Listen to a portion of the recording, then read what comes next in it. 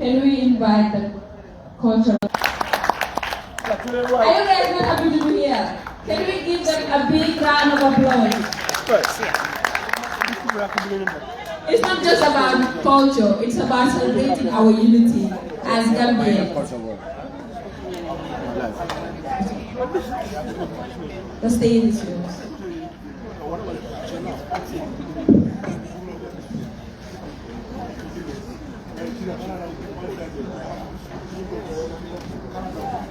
Yeah. Man maa jonge maa xeere ma rek la suma jëkkër maa koy teree nelaw maa koy teree dund waaw waaw ma rek man maay suma xoli jëkkër ñoom yëpp xam nañ loolu daf leen lii fu xaar rek waaye nobu leen maa rek la nob waaw waaw maay siitaan leen ku ma gis xam ne maay siitaan leen. Hello, I'm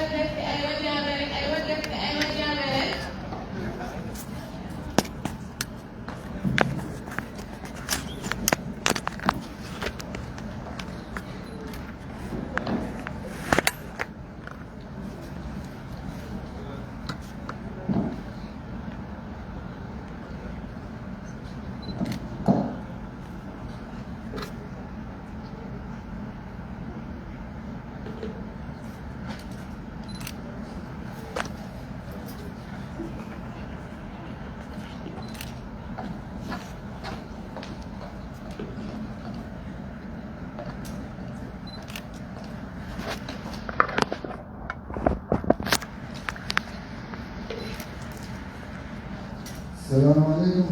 Terima kasih. Kung sama dito naman na. Sampai itu. Yung wala na nini. Naman de siya naman naman. Man kayo. Kami na baka na daw.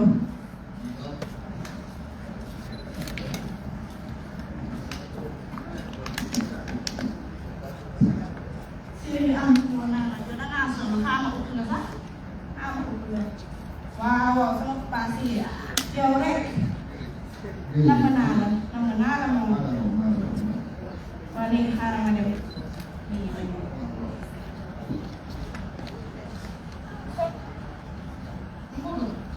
Ini Mbak.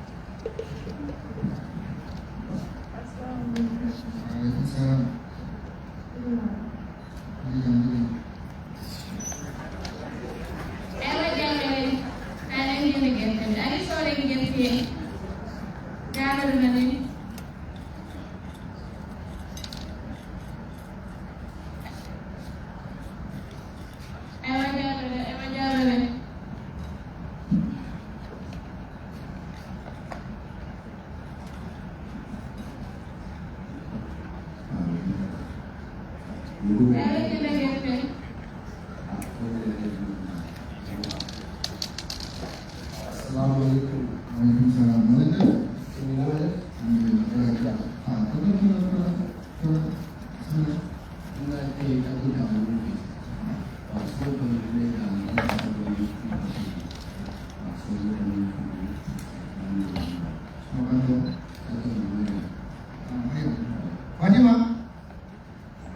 Fatima. Hari apa pagi hari mana?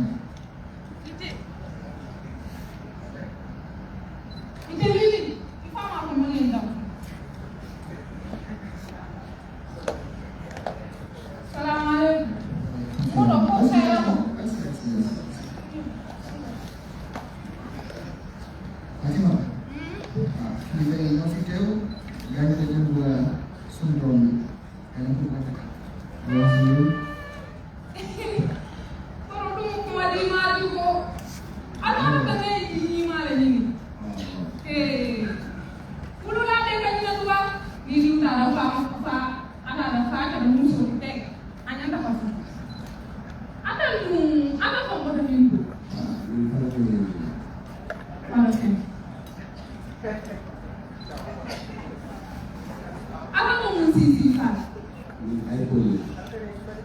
Hey!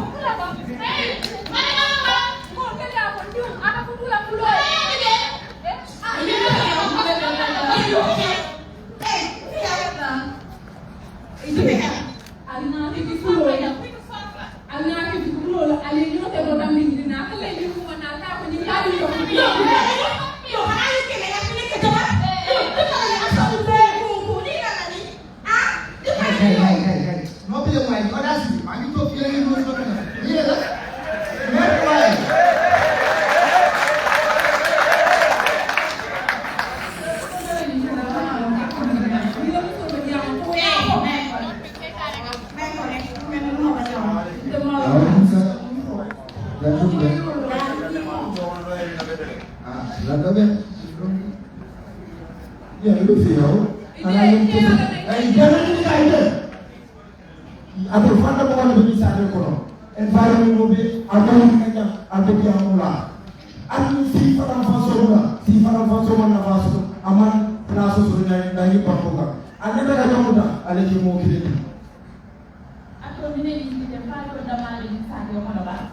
Fato mamboje moje le bidal ini final si mo ke ko me nan ka to. Kalau ada ay soko ka hari ya jangan na ka ta ke siri.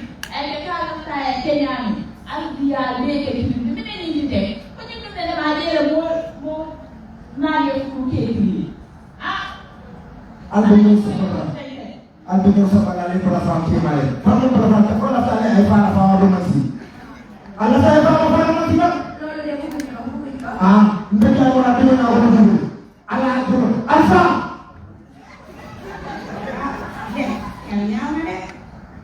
Kira aku punya diri, anda mau mandi kita deh, minum, bawa jadi mau bawa sikla, nih pola di situ gaya, minum koge, minum minum benda deh, ya ibu boleh benda juga rek, minum benda deh.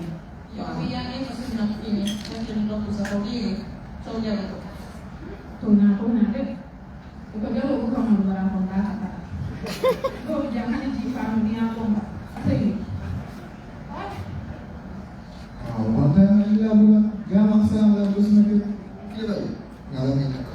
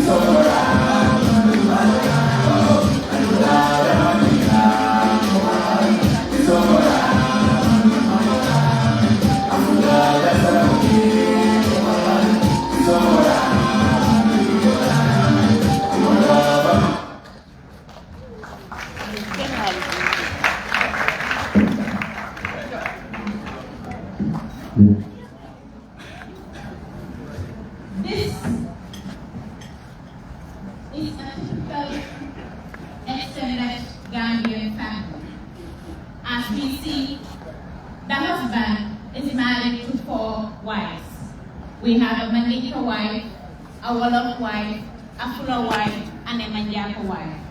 But these people find it very difficult to live among themselves. Now, what causes this is tribalism.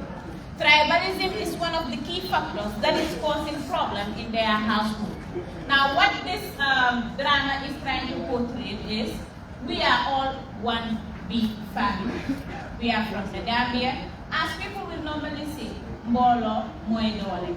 As they came together, we saw the happiness in all the members of the family. This is going to help inculcate peace in the family.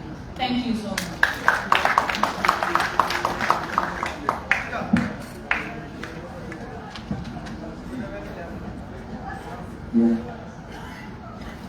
Okay.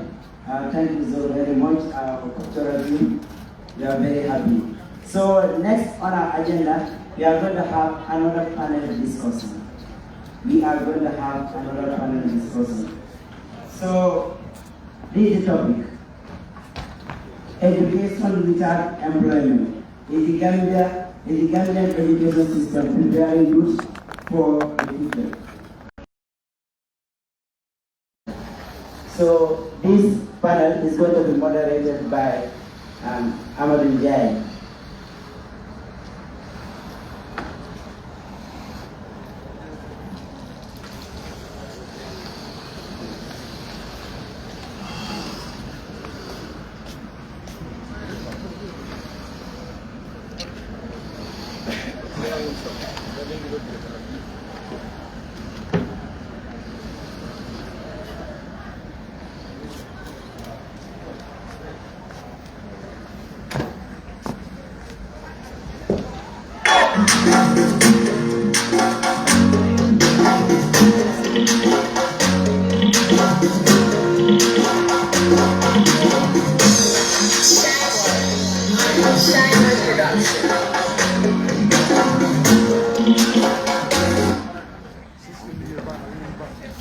Okay, can we have the moderator on stage? Amadou Ndiaye.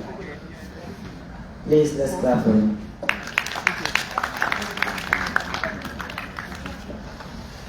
Samba Touré.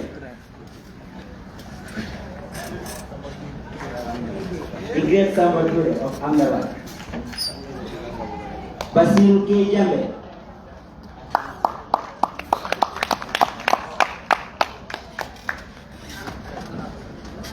Lamin MS Diba.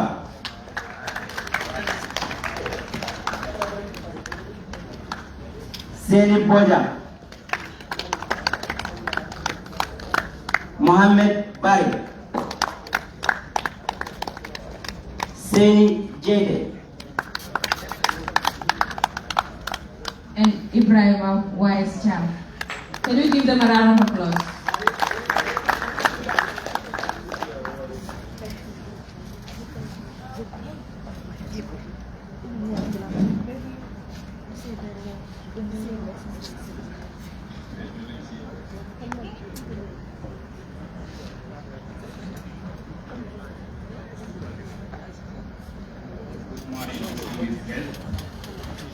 Fellow students, ladies and gentlemen, our able panel.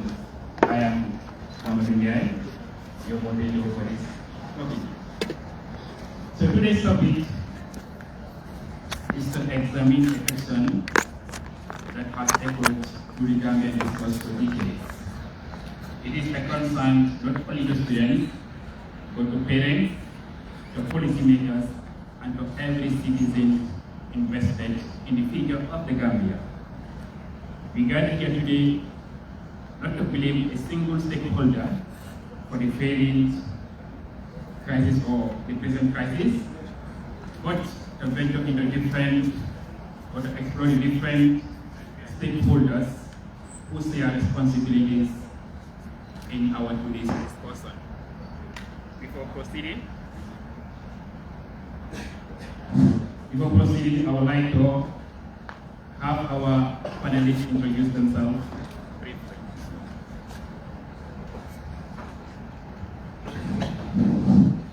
Good morning, everyone.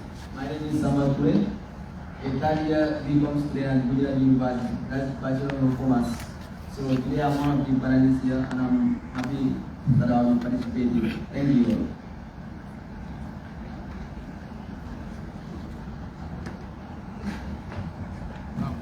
Everyone, my name is Singh Bojan. I'm a graduate of Masters of Commerce from Maharajah Sajar University of Baroda, and I am the outgoing entrepreneur, and I'm one of the panelists. Yes, good morning everyone. My name is Ibrahima Wise Cham. A graduate in BCom Honors at Sri Lanka College of Commerce, Delhi University. So I am one of the panelists today. Thank you. Good morning everyone. My name is Joseph John. I'm a second year pharmacy student at MSU. I'm deeply honored to be part of this panel with a very important discussion. Thank you very much. Okay, good morning everyone. My name is Lamin Emekiwa, a third year aeronautical engineering at GTU. So today I am happy to be here and to share some of the insightful thoughts I have for the topic for education. Thank you all.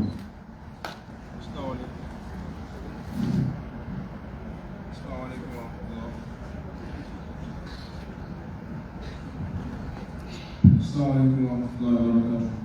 My name is Mohammed Ali. I third year computer engineering student at GTU. I'm looking forward to an insightful discussion.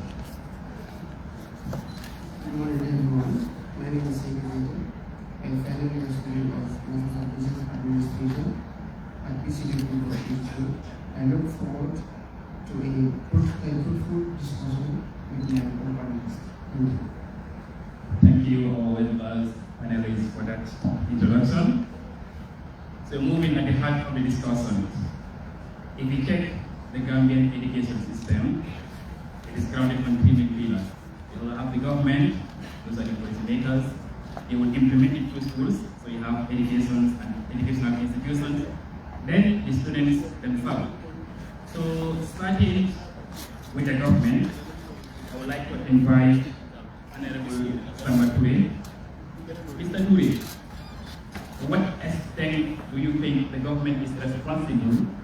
shaping the future of our youth. Once again, thank you so much. Yeah, I think the question is not about whether the government is responsible, because the government is certainly responsible. The real question is, are those policies, are they adequately enough to equip the youth with the necessary skills that they need? Like, for example, I believe in the Gambia, like our educational policy is being formed or created by the government. So meaning, one thing we learned in Gambia is like, from my experience in India here, like in Gambia you can see someone with a master's degree with no experience. Like in that case, but in India here, like in my case, our college, like our university, we have private institutions because the government of the Gambia, one aspect that I believe that they fail is like we didn't include the private sector in our education system that much, because all we depend is the government. Yes, the government is responsible for formulating policies, everything, but then the government alone can do it. Us also we have a responsibility to play. Like for example, let's say in India, the time I came to India, yes, I came with good grades, but all the mindset I was having was like, when I'm done, I'm going to Central Bank, I'm going to GIA, because that's what I saw in the educational system. But here, when I asked my colleagues, you after graduating, what do you want to do? He said, I have this in mind, I have laptop, I have this thing that I want to do. And then that's because it is very difficult to get a government job in India, we all know. But then one thing that the government did, and like is that they make sure that the private sectors, they are involved in their education system. That is, we have my college, every month we have 3 or 4 training sessions that are from different institutions, the private and the government. So in that case, you will see it will help the students, it prepare them, tell them what the outside world needs, like necessary skills. Before you graduate, you know that yes, this is what the private sector needs. But in the Gambia, you can see like, let's say those of us who passed through the UTG, how many of us like receive training programs from private institutions? We can graduate. One thing we are good at, our policies, we are so good at graduating with good grades. Yes, that's Gambia, we are known for that. But we have the necessary skills that the outside world needs. Like for example, my classmates, he said, "Someone, if you want, I can employ you." I thought he was joking. I told him, "What do you mean?" He said, I have a startup business. It's just 6 months. And I happened to went there. Honestly, I was shocked because he has, imagine my own classmate employing, like he said, "Someone, I told him, now I live in Tanzania." And he was paying me 15,000. Imagine those people. I started in the same class. I was like, bro, like how do you people manage to get this? But he told me like our system, we don't depend on like how, because me, I remember the first time I asked you, you told me like you wanna be an accountant, all those kind of things. Yes, it's true, but you should be more of a job creator than a job seeker. And that's because that's how their system prepares them. But in the Gambia, I think that's where we fail, honestly speaking. Like the government should involve more of the private sectors in as much as also the government is responsible. Us also we have parts to play, and the parents also. Like we all know that in the Gambia, all of us, I can say 95% of us, after graduating, anything that we are thinking now is how am I going to get a job, from where, but not as a job seeker. So those people that taught me a lot. Now I say to myself, from now on, I'm not going to work for anyone. Because of what? Yes, I'm grateful that I had the skills now, not experience. I said I'm going to work, even if I'm to work for someone else, it will be for some time and I will get my own. So that's how the educational system should be prepared. So I think the government, like they are the ones responsible for creating policies, but them alone they can do it. Us also, we need to play our parts. That's wonderful. You have highlighted an important aspect. The government is responsible for reforming policies, visions, but for shaping the future leaders, it requires collaboration with different stakeholders. Now, moving forward, we know when the government brought forward policies, they must be implemented in schools. So, to Honorable Ibrahim Jam, in your view, our school, the educational institutions in general, are they teaching students what to think or how to think?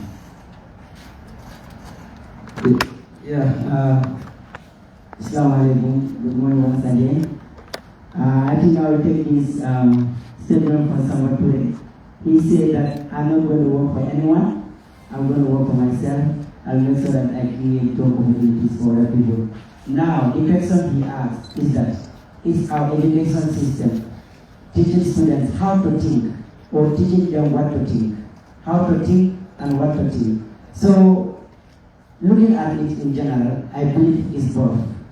They are teaching students how to teach and also what to think. I'll mention 2 points. First of all, examination centered.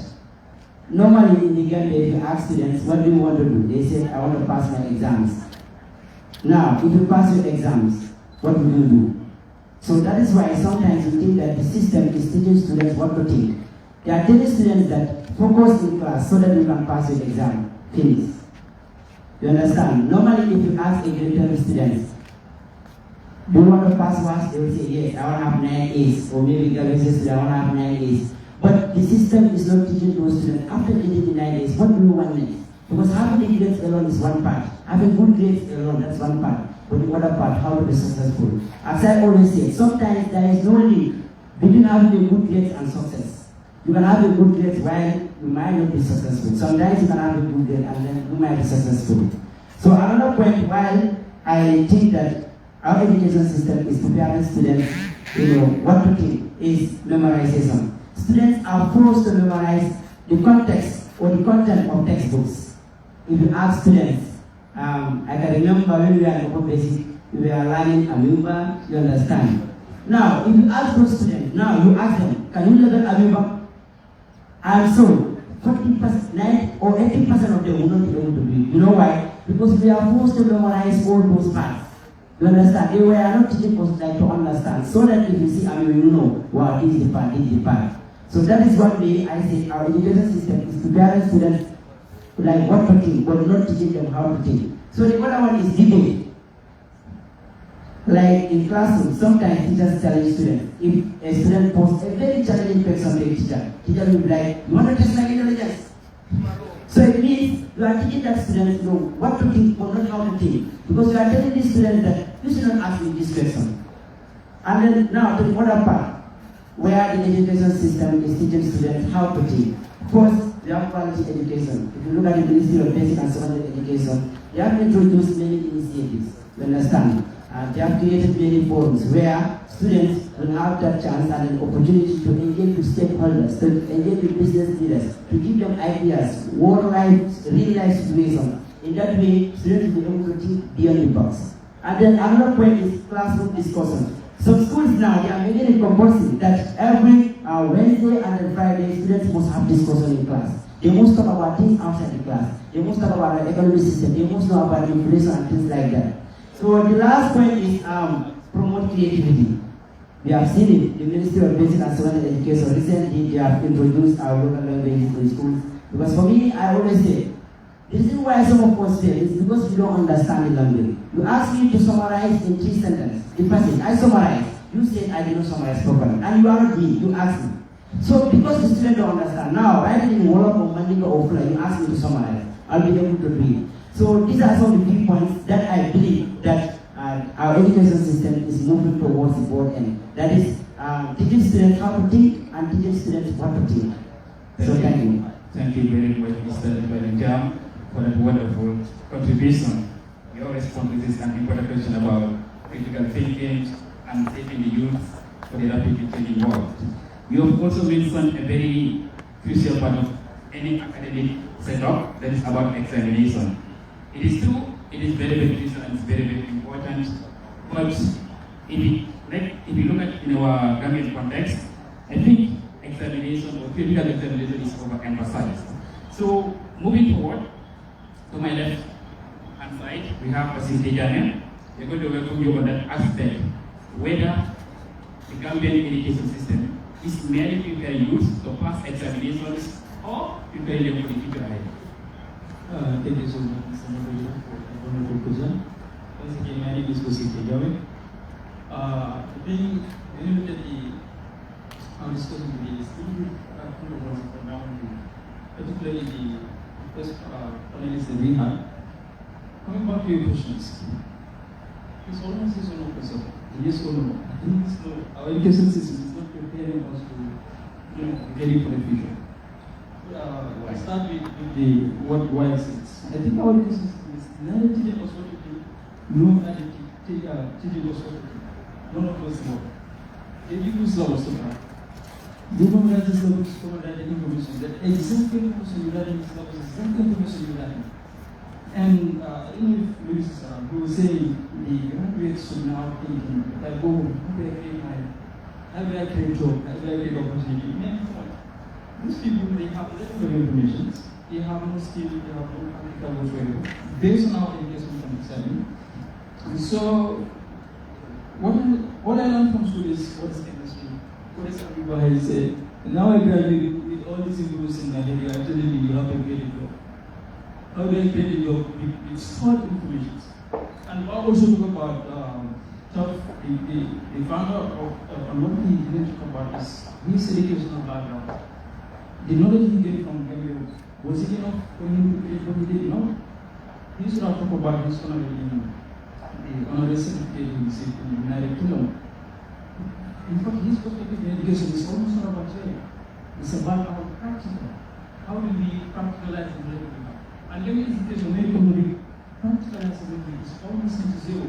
Just Mr. Basili said in one of his discussion, he said, we have institutional failure in India. And education is not exception. Health sector, agriculture, finance, everything is just a failure. And the people who started responding to the institutional failure when you have this current education problem. But this is a mere surface. Let's talk about how do we solve this fundamental problem. It's not about after graduation, it's before graduation. It's going to the school and teaching students how to teach. And in order to do that, we have to change our policies, our curriculum education system.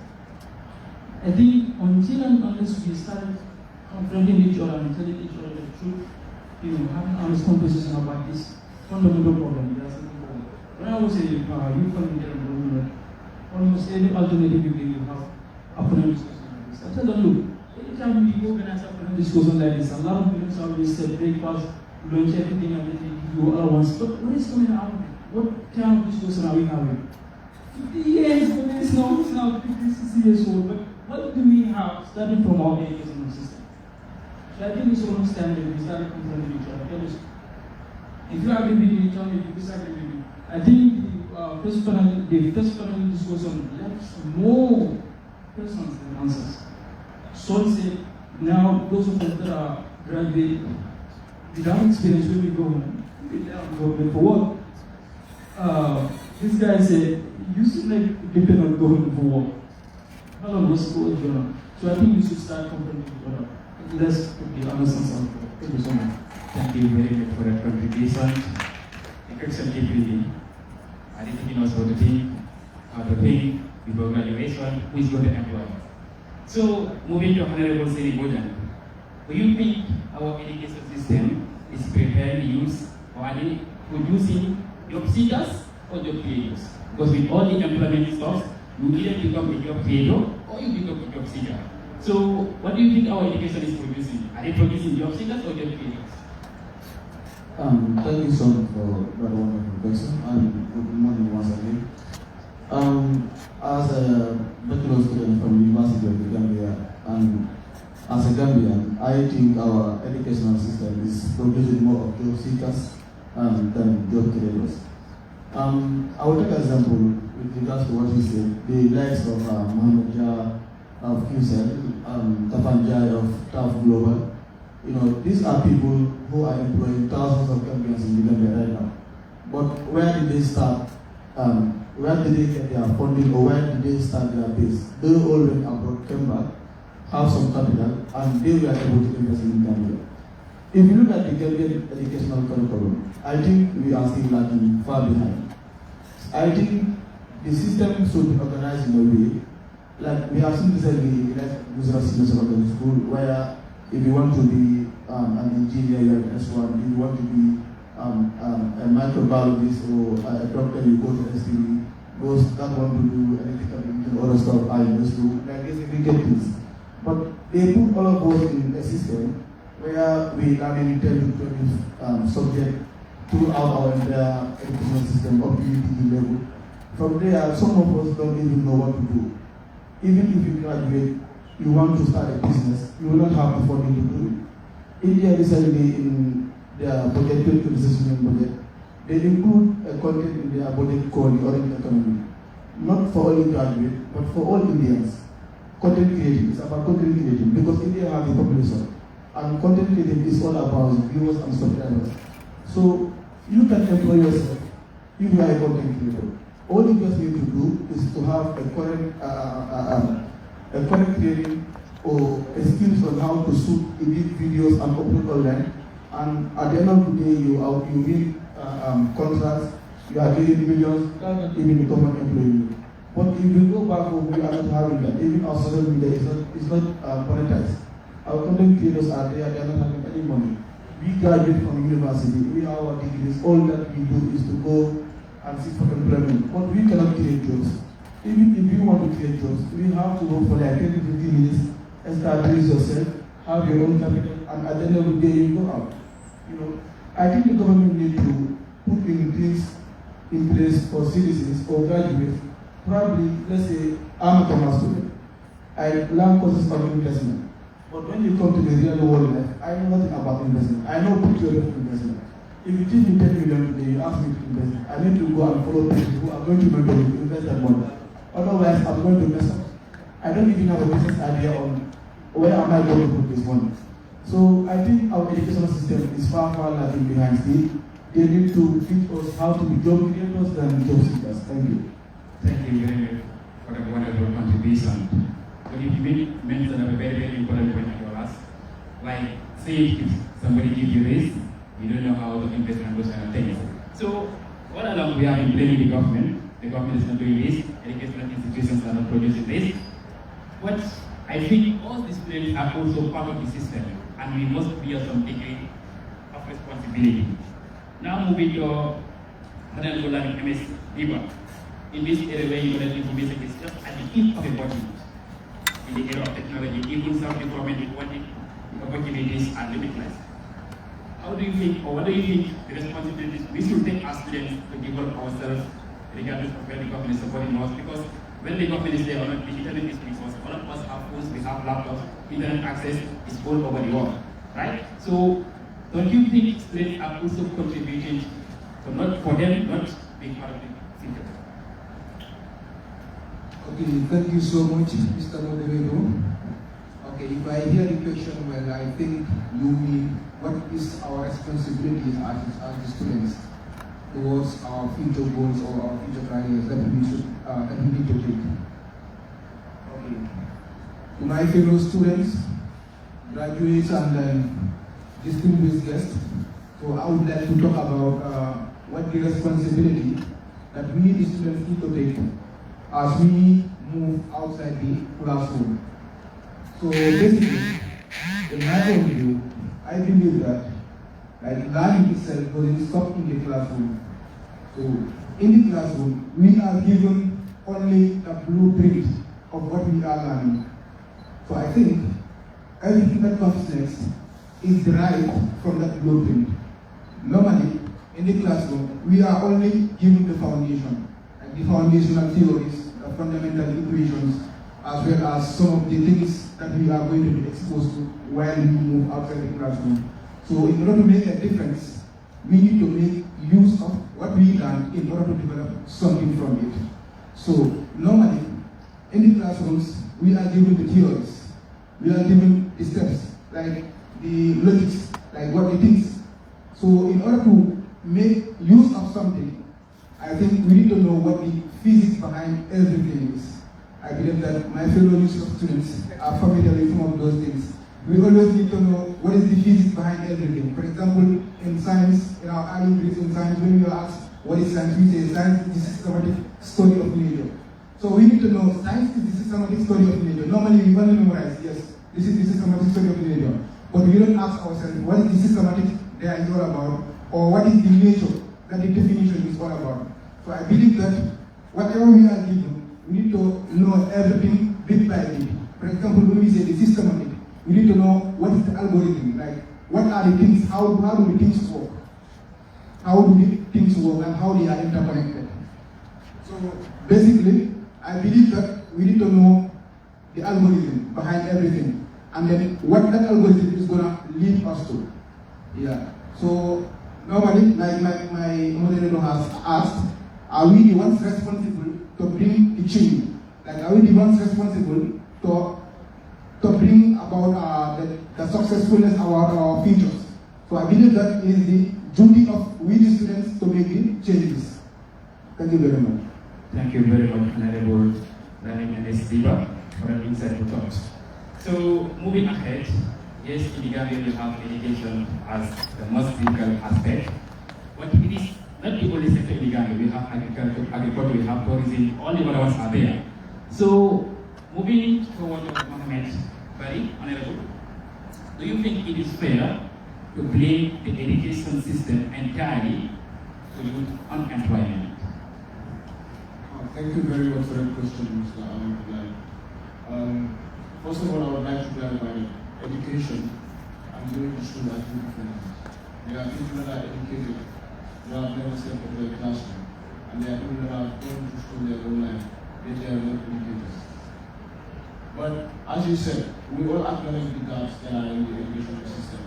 My fellow panelists have mentioned, previous panelists have mentioned the gaps that are the practicals, like the less practicals that are there, the mismatch between the education and the skills that are required in the market. Yet we need to acknowledge that the Gambia is a small economy. So most of the people have skills that they cannot apply in the Gambia because they don't have the opportunity to do this. When we look at I was looking at the statistics when it comes to the International Labour Organization, that were mentioning the unemployment rates in the Gambia, where they were saying the youth unemployment rate was about 10 to 11%, and that is saying 10 to 11 out of every 100 students, out of every 100 youth are unemployed. Which I think most of us here would disagree with, because they are not taking into account the system that is someone that graduated from university and they decided to open a mechanical workshop, feature talent. They are not taking into account. What they calculate is people that are currently looking for a job and that have not gotten a job, out of the people that have gotten a job, that's the percentage they're looking at. So some of the things that are responsible of unemployment in Gambia, one of them I already mentioned is the small economy in Gambia. Then we have less industrialization. We all know we don't. There are startups, there are people that you meet in Gambia that want to start businesses. They even find it difficult to register a business because of government policies that lead to this stuff.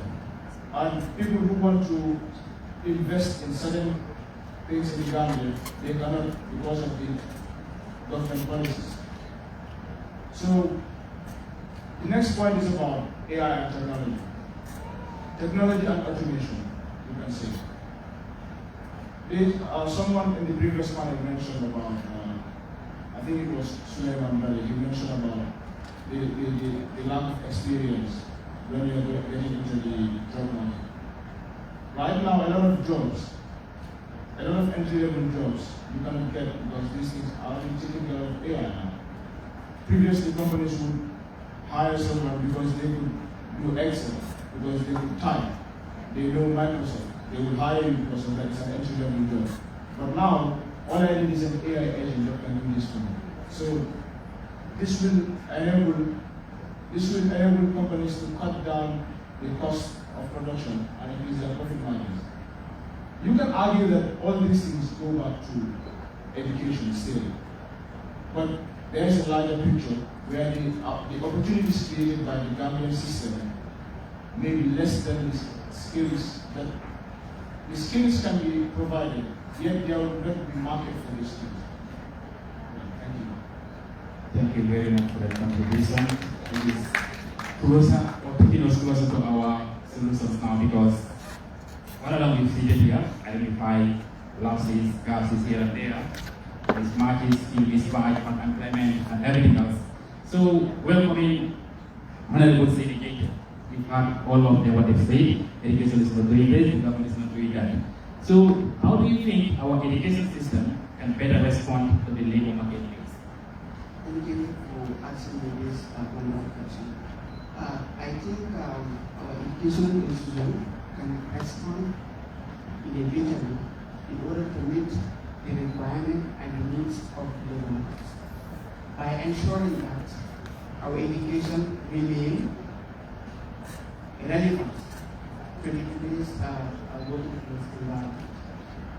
That the educational institution have to ensure that whatever they are teaching the students is relevant to the current work environment.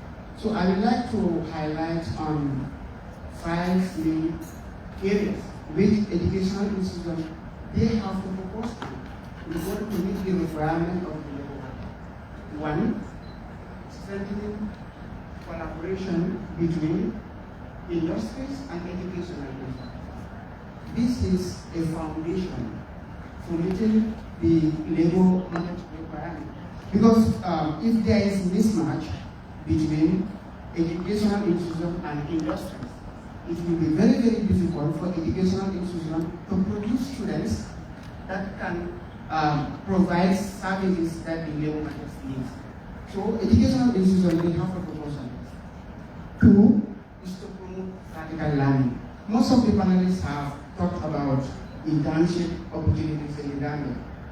It is unfortunate that even a graduate students in Uganda, from University of Uganda, find it very difficult to have internship opportunities. But if you look at India, I will take my college as an example. Our college, they don't leave internship opportunities to the students alone. You understand? We have a department called placement cell department. So this particular department of the college facilitates internship opportunities for students. So I think educational institutions such as UTP, MPI, and other universities within Uganda have to come up with a department which will be responsible for helping graduates or students to have access to internship opportunities. So the third area with the educational institution they have to focus on is providing career support services to graduates or students. Because if you look at Ghana now, if you ask graduates what do you want to become in future, they don't know. So it is the responsibility of educational institutions to provide support to students in order for them to identify their career, and they should also facilitate ways in which they can achieve those career goals and objectives. So the fifth area which they should focus on is to promote entrepreneurship and innovation.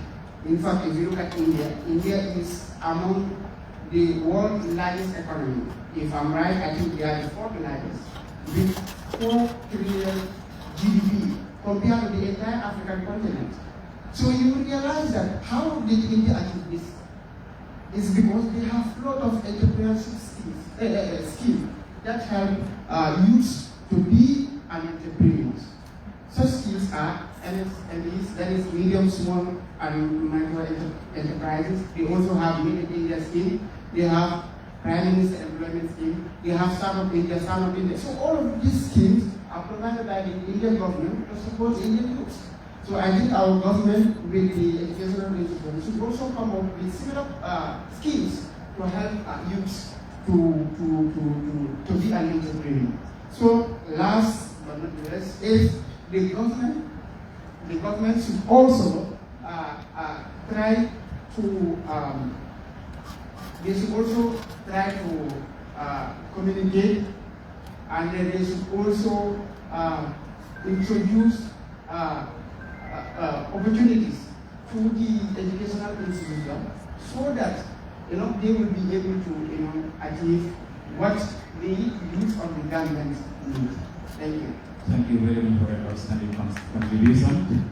I think you made us realize that the question is not whether change is needed, but how rapidly we are ready to adopt that thing.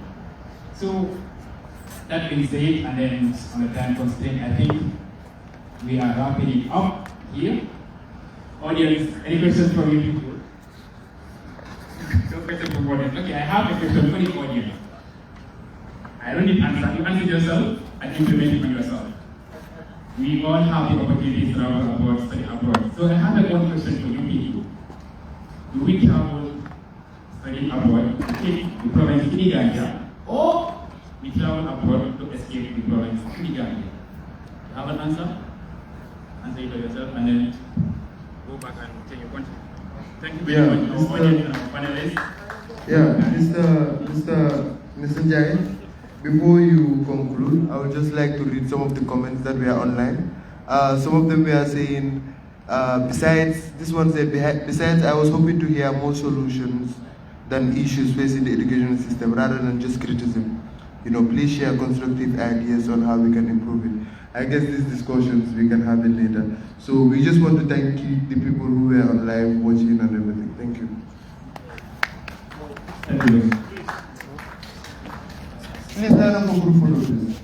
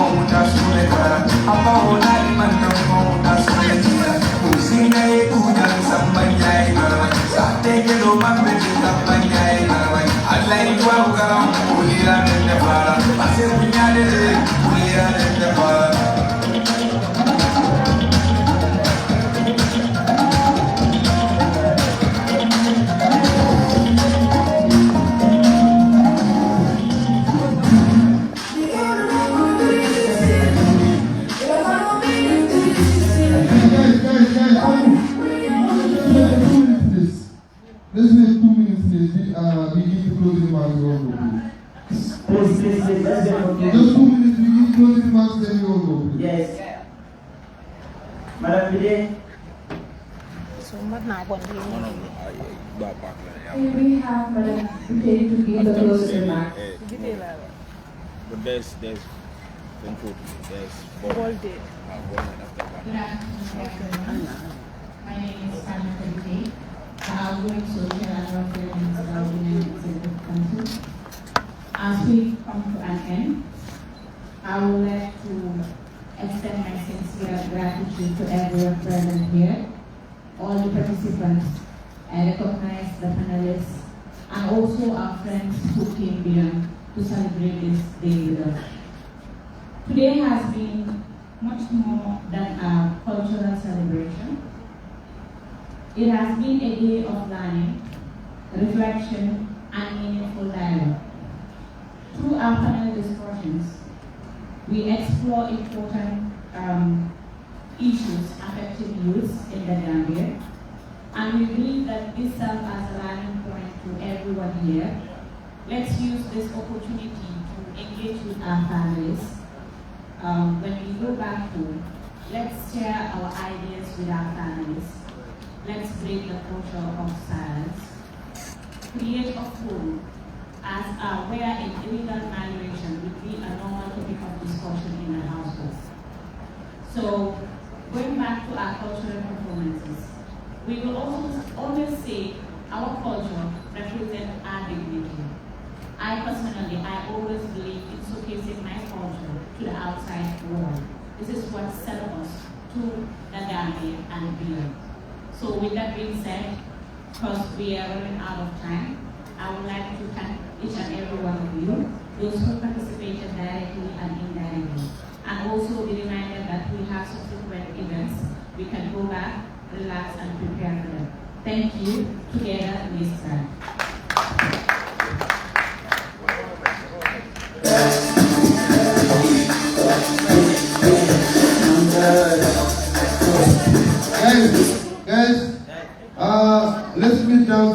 those who are going to the mosque, the boss is waiting for us, we go to the mosque.